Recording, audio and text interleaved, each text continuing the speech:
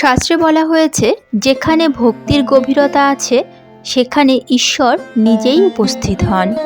ঈশ্বরকে চোখে দেখা যায় না, কিন্তু তার উপস্থিতির লক্ষণ ঠিকই অনুভব করা যায়।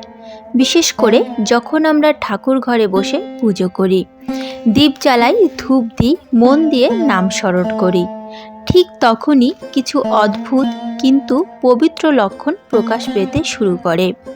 নমস্কার, কৃষ্ণকথাতে আপনাদের সবাইকে স্বাগত। আজকের এই ভিডিওতে আমরা জানব পুজোর সময় ঠাকুর ঘরে এমন কোন 8টি লক্ষণ দেখা যায় যেগুলো দেখলেই বোঝা যায় ঈশ্বর সত্যিই আপনার বাড়িতে উপস্থিত। চলুন তাহলে দেরি না করে শুরু করা যাক আজকের এই ভিডিও। 1 নম্বর লক্ষণ, অকারণে মন শান্ত হয়ে যাওয়া। ঠাকুর ঘরে পুজো করার সময় অনেকেই একটা অদ্ভুত অনুভূতি পান। কোনো নির্দিষ্ট কারণ ছাড়াই হঠাৎ করে মনটা শান্ত হয়ে যায়। যে চিন্তাগুলো একটু আগেও মাথার ভেতর ঘুরপাক খাচ্ছিল, বুকের ভেতর চাপ তৈরি করছিল, অস্থির করে তুলেছিল, পুজোর সময় সেগুলো যেন নিজে থেকেই থেমে যায়। শাস্ত্রে বলা হয়েছে, যেখানে ঈশ্বরের উপস্থিতি ঘটে সেখানে মনের চঞ্চলতা টিকে থাকতে পারে না। এই শান্তিটা সাধারণ ঘুম বা ক্লান্তির শান্তি নয়, এটি এমন এক অনুভূতি যা ভেতর থেকে আসে, কোনো কথার বোঝানো যাবে না, কিন্তু মন একেবারে হালকা হয়ে যায়। অনেক সময় চোখে জল আসে, কিন্তু সেই জল কষ্টের নয়, সেটা হয় ভক্তির স্পর্শে ভিজে ওঠা চোখের জল। শাস্ত্রমতে এই শান্তি হলো ঈশ্বরের প্রথম আশীর্বাদ। এটা জানিয়ে দেয় ঈশ্বর আপনার ডাকে সাড়া দিয়েছেন। এই কারণে বহু সাধক বলেন, যখন নাম জপ করতে গিয়ে মন আপনা থেকেই থেমে যায়, তখন বুঝতে হবে ঈশ্বর খুব কাছে এসে বসেছেন। পুজোর সময় যদি আপনি এই শান্তিটা অনুভব করেন, তাহলে জানবেন আপনার ঠাকুরঘর শুধু পুজোর জায়গা নয়, ওখানে তখন ঈশ্বরের উপস্থিতি স্পষ্ট হয়ে উঠেছে। 2 নম্বর লক্ষণ, প্রদীপের শিখা স্থির ও উজ্জ্বল থাকা। ঠাকুর ঘরে পুজোর সময় প্রদীপের দিকে যদি আপনি একটু মন দিয়ে তাকান, তাহলে অনেক সময় একটি বিশেষ ব্যাপার লক্ষ্য করবেন। বাতাস নেই, দরজা জানালা বন্ধ, অথচ প্রদীপের শিখা একদম স্থির, নড়াচড়াহীন জ্বলছে। কখনো কখনো আবার দেখা যায় শিখাটি অস্বাভাবিকভাবে লম্বা, উজ্জ্বল ও দীপ্তিময় হয়ে উঠছে। শাস্ত্রে বলা হয়েছে, দীপ হলো দেবতার প্রথম বাহন, অর্থাৎ ঈশ্বরের উপস্থিতি সবচেয়ে আগে গ্রহণ করে দীপের আলো। এই কারণেই পুরাণে বলা আছে, যখন দেবতা সন্তুষ্ট হন তখন প্রদীপের শিখা অস্থির হয় না, বরং স্থির হয়ে ভক্তির শক্তিকে ধারণ করে। এটা সাধারণ কোনো বৈজ্ঞানিক ঘটনা নয়, কারণ অনেক সময় দেখা যায় একই ঘরে অন্য বাতি বা আগুন নড়ছে, কিন্তু শুধু ঠাকুর ঘরের প্রদীপটি নির্ভয়ে শান্তভাবে জ্বলতে থাকে। শাস্ত্রমতে এটি ইঙ্গিত দেয় যে পুজো গ্রহণ করা হয়েছে, দেবতার মন ভক্তির আহ্বানে সাড়া দিয়েছে। অনেক সাধুসন্ত বলেন, যে ঘরে প্রদীপ স্থির থাকে সেই ঘরে অশান্ত শক্তি প্রবেশ করতে পারে না। আরও একটি গভীর কথা আছে, যখন ভক্তের মন স্থির হয়, ঠিক তখনই প্রদীপের শিখাও স্থির হয়। অর্থাৎ ভক্তের অন্তরের শান্তি আর ঈশ্বরের উপস্থিতি, এই দুই একে অপরের সঙ্গে যুক্ত। পুজোর সময় যদি আপনি লক্ষ্য করেন প্রদীপের আলো হঠাৎ করে ঘরটাকে যেন অন্যরকম করে তুলছে, মনে হচ্ছে আলোটা শুধু চোখে নয়, মনের ভেতরেও ঢুকে যাচ্ছে, তাহলে বুঝবেন সেই মুহূর্তে ঠাকুর ঘরে শুধু আপনি নন, ঈশ্বর নিজেও উপস্থিত। 3 নম্বর লক্ষণ, পুজোর সময় হঠাৎ শরীর হালকা লাগা। অনেক ভক্ত বলেন, পুজো করতে বসলে হঠাৎ মনে হলো শরীরটা খুব হালকা হয়ে গেছে, যেন শরীরের ক্লান্তি নেই, মাথার ভার নেই, বুকের চাপ কমে গেছে। এই অনুভূতিটা সাধারণ বিশ্রামের ফল নয়, কারণ পুজোর আগে হয়তো সারাদিন কাজের ক্লান্তি ছিল, শরীর ভারী লাগছিল, কিন্তু ঠাকুর ঘরে বসতেই হঠাৎ সেই ভার যেন কোথায় মিলিয়ে গেল। শাস্ত্রে বলা হয়েছে, যখন দিব্য শক্তি চারপাশে কাজ করতে শুরু করে, তখন মানুষের দেহের জড়তা দূর হয়ে যায়। পুজোর সময় যখন নাম জপ হয়, ধূপ দ্বীপের সঙ্গে মন্ত্রধ্বনি মিশে যায়, তখন ঠাকুর ঘরের পরিবেশ ধীরে ধীরে শুদ্ধ ও শক্তিময় হয়ে ওঠে। এই শুদ্ধ শক্তি শরীরের অবসাদ কমায়, স্নায়ুকে শান্ত করে, মনে ভরসা জাগায়। এই কারণে মনে হয় শরীর আর নিজের মতো ভারী নয়, বরং ভেতর থেকে হালকা হয়ে উঠেছে। অনেক সাধক বলেন, যখন ঈশ্বর কাছাকাছি থাকেন তিনি ভক্তের দুঃখের ভার নিজেই তুলে নেন। তাই এই লক্ষণটা খুব গভীর, কারণ ঈশ্বর শুধু মনকেই নয় শরীরকেও শান্তি দেন। পুজোর সময় যদি আপনি অনুভব করেন বসে থাকতে কষ্ট হচ্ছে না, শরীর আপনা আপনি স্থির হয়ে যাচ্ছে, মনে হচ্ছে আর কিছুক্ষণ বসে থাকি, তাহলে বুঝে নেবেন এই অনুভূতি কোনো কাকতালীয় ঘটনা নয়। এটি ইঙ্গিত দেয় ঠাকুর ঘরে তখন দিব্য শক্তির উপস্থিতি আছে আর ঈশ্বর আপনার পুজো গ্রহণ করেছেন। 4 নম্বর লক্ষণ, ধূপ নিভে যাওয়ার পরেও সুগন্ধ দীর্ঘক্ষণ থাকা। ঠাকুর ঘরে পুজো করার সময় আপনি নিশ্চয়ই লক্ষ্য করেছেন ধূপ জ্বালানোর পরে কিছুক্ষণ গন্ধ থাকে। এটা স্বাভাবিক, কিন্তু অনেক সময় এমন হয় ধূপ অনেক আগেই নিভে গেছে, জানলা দরজা খোলা, তবুও ঠাকুর ঘরে এক ধরনের মিষ্টি, শান্ত, পবিত্র সুগন্ধ রয়ে গেছে। এই গন্ধটা সাধারণ ধূপের মতো ভারী নয়, এটা হালকা, প্রশান্ত, মনে শান্তি আনে। শাস্ত্রে বলা হয়েছে যেখানে ঈশ্বরের উপস্থিতি হয় সেখানে পঞ্চতত্ত্ব শুদ্ধ হয়ে যায়, আর পঞ্চতত্ত্ব শুদ্ধ হলে বায়ুতেও পবিত্রতার স্পর্শ আসে। এই কারণেই অনেক সাধক বলেন ঈশ্বর যখন নিকটে থাকেন তখন শুধু চোখে নয়, গন্ধের মাধ্যমেও তার উপস্থিতি অনুভব করা যায়। অনেক সময় দেখা যায় পুজো শেষ হওয়ার পরেও ঠাকুর ঘরে বসতে ইচ্ছে করে, কারণ সেই সুগন্ধটা মনকে টেনে রাখে। এই গন্ধ কোনো কল্পনা নয়, কারণ সবাই একই ঘরে সেই গন্ধ অনুভব করে, মনে একসঙ্গে শান্তি আসে। শাস্ত্রমতে এটি ইঙ্গিত দেয় যে পুজো গ্রহণ করা হয়েছে, দেবতা সেই স্থানে কৃপা বর্ষণ করছেন। অনেক পুরাণে বলা আছে যেখানে ভক্তির সুগন্ধ ছড়ায় সেখানে অশুভ শক্তি প্রবেশ করতে পারে না। তাই পুজোর সময় যদি দেখেন ধূপ নিভে যাওয়ার পরেও ঠাকুর ঘরে ভরে আছে এক অদ্ভুত শান্ত সুগন্ধ, তাহলে বুঝবেন ওটা শুধু ধূপের গন্ধ নয়, ওটা হলো ঈশ্বরের উপস্থিতির নীরব বার্তা। 5 নম্বর লক্ষণ, নাম জপে মন আপনা আপনি বসে যাওয়া।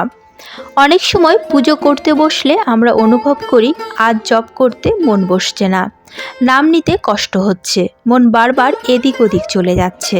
কিন্তু আবার এমন দিনও আসে ঠাকুর ঘরে বসতেই নামটা যেন নিজে থেকেই মুখে চলে আসে। জপের জন্য আলাদা করে চেষ্টা করতে হয় না, মনকে ধরে রাখতে হয় না। ঘন্টা কখন বেজে গেল, সময় কিভাবে কেটে গেল টেরই পাওয়া যায় না।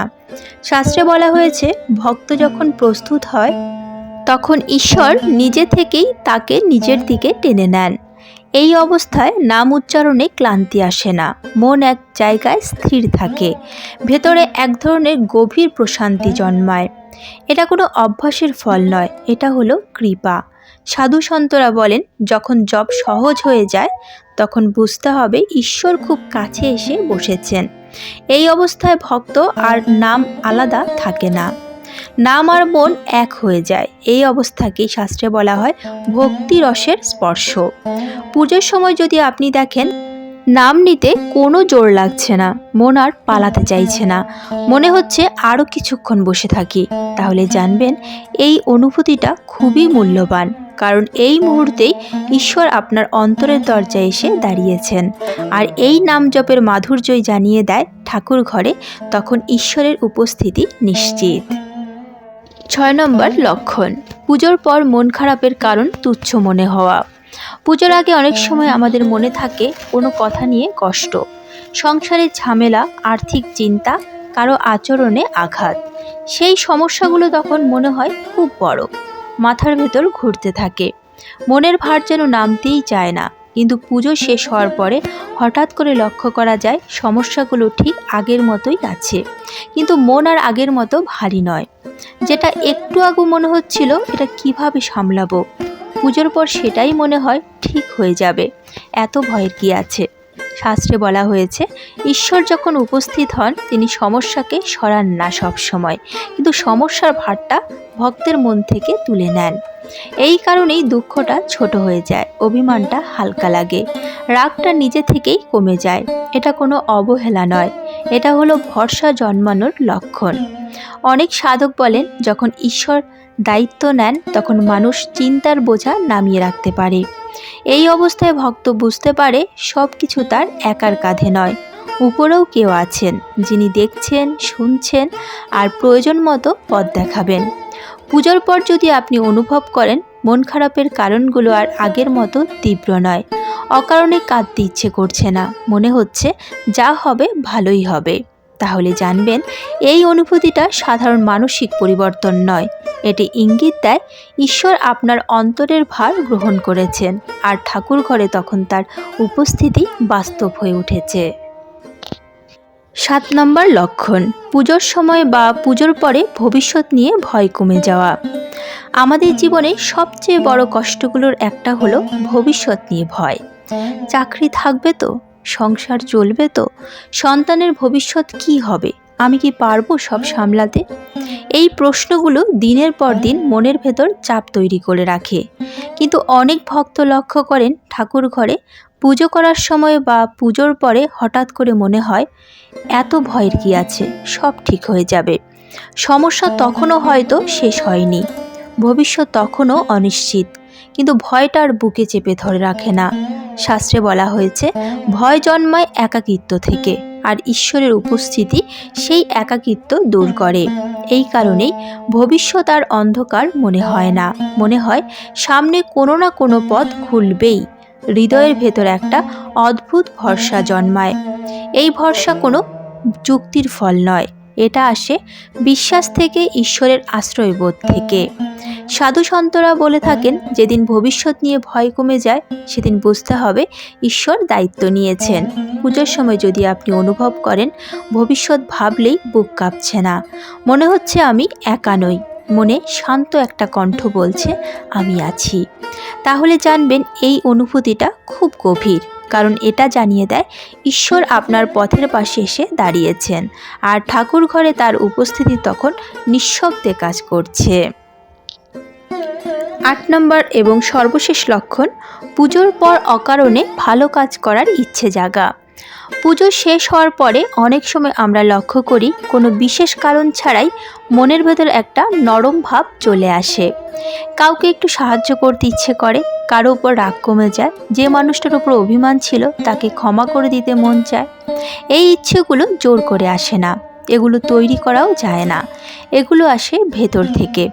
শাস্ত্রে বলা হয়েছে ঈশ্বর যেখানে উপস্থিত হন সেখানে মানুষের হৃদয় ধীরে ধীরে ঈশ্বরের মতো হতে শুরু করে। এই কারণে অহংকার হালকা হয়, নিজের ভুল চোখে পড়ে, অন্যের কষ্ট বোঝার ক্ষমতা বাড়ে। পুজোর পর যদি আপনি অনুভব করেন কারো মুখে হাসি ফোটাতে ইচ্ছে করছে, কাউকে একটু সাহস দিতে মন চায়, নিজেকে বড় প্রমাণ করার তাগিদ কমে গেছে, তাহলে জানবেন এই পরিবর্তন কোনো কাকতালীয় ঘটনা নয়, কারণ ঈশ্বর শুধু আশীর্বাদ দেন না, তিনি ভেতরের মানুষটাকেও বদলে দেন। অনেক সাধক বলেন যে হৃদয়ে ঈশ্বর বসেন সেই হৃদয় আর কঠোর থাকতে পারে না।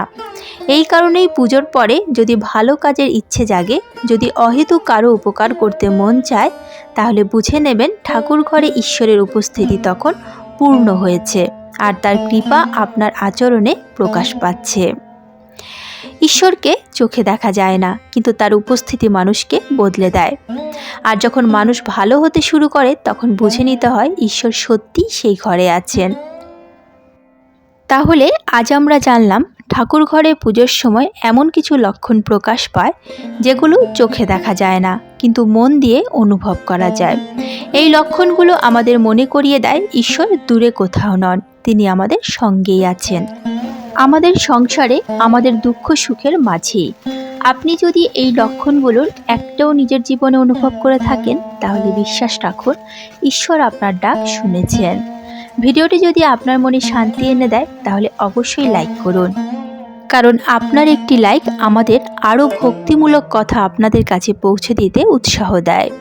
আর যদি আপনি ভক্তি, বিশ্বাস ও শাস্ত্রভিত্তিক এমন ভিডিও নিয়মিত দেখতে চান তাহলে এখনই আমাদের চ্যানেলটি সাবস্ক্রাইব করুন এবং পাশের বেল আইকনে ক্লিক করতে ভুলবেন না।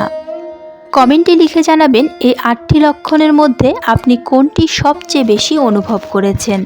আর ভিডিওটি যদি ভালো লাগে তাহলে পরিবারের সদস্য, বন্ধু বা পরিচিত কাউকে শেয়ার করুন, যাতে তারাও এই ভক্তিমূলক বার্তাটি শুনতে পারেন। ভক্তি ছড়িয়ে পড়ুক ঘরে ঘরে, মন থেকে মনে। জয় শ্রীহরি, জয় মা লক্ষ্মী।